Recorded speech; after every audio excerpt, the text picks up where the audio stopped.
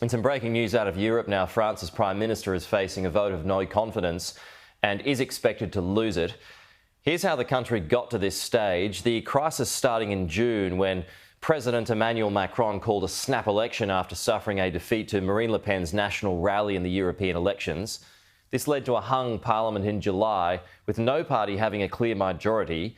President Macron appointed Michel Barnier as Prime Minister in September.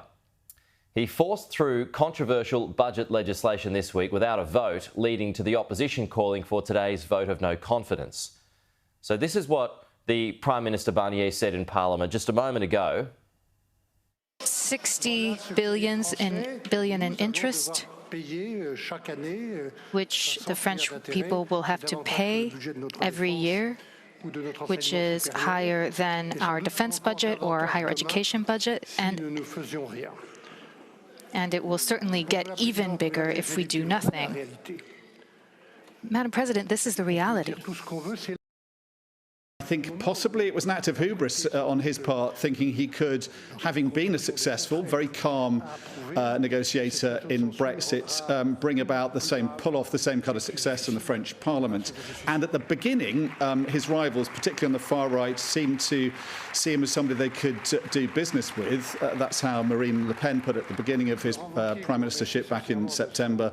But that honeymoon was pretty short-lived. I think they began to smell blood and then turned on him, and then the far left on the other side of the political spectrum did so as well. And so his attempt to ram through this budget, this financial bill through Parliament has backfired. They've turned on him and they called a vote of no confidence, which he is almost certainly going to lose.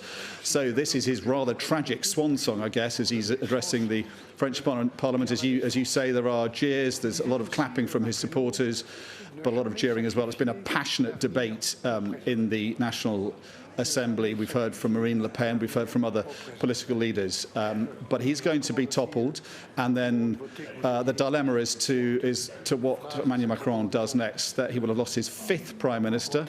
There can't be any more legislative elections till July, so this crisis can't be resolved by new elections. Macron says he's going to appoint a new Prime Minister, but that's not going to get rid of his problem, which he has this budgetary crisis, which at the moment seems to be impossible to resolve given the political climate in the Parliament.